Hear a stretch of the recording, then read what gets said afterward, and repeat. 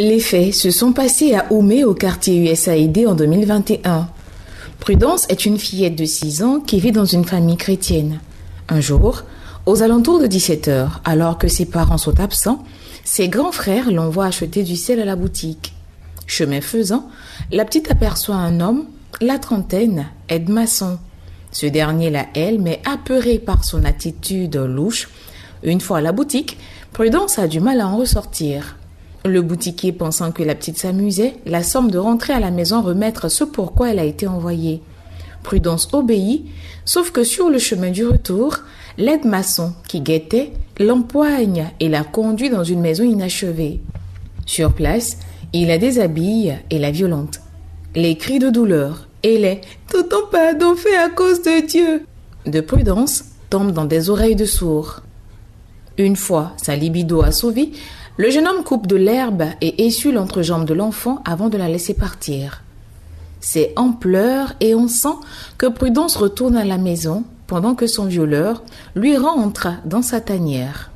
Ces pleurs attirent des curieux qui l'escortent à la maison. Les heures qui suivent, Prudence est à l'hôpital pour des soins pendant qu'une plainte est déposée au commissariat. Le quartier est mobilisé pour retrouver le violeur en tenant compte des explications et de la description de la petite, en vain. Le lendemain, un groupe de femmes de la communauté religieuse de la mère de Prudence arrive pour une visite. En leur présence, Prudence fait cette prière à haute voix. « Seigneur mon Dieu, la personne qui m'a fait ça, que toi-même tu punisses la personne, que tu fasses qu'on l'attrape, au nom de Jésus. Amen. » Quelques semaines plus tard, Prudence se rend au marché avec sa maman. Une fois devant le commissariat, la petite aperçoit son violeur. L'effet de surprise et de choc est tel que la petite fille est prise de tremblement. Elle fait savoir à sa maman que le tonton qui l'a blessée est la personne arrêtée juste devant le commissariat.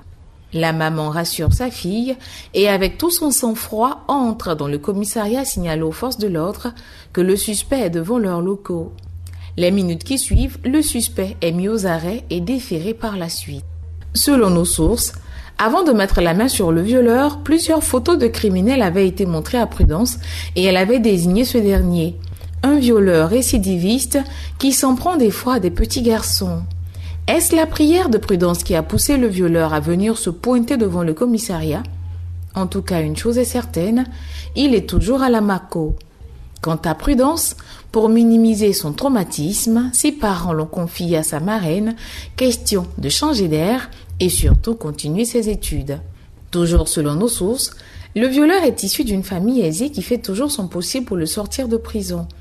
Espérons que cette fois, il paye pour son crime. Car oui, le viol est un crime puni par la loi.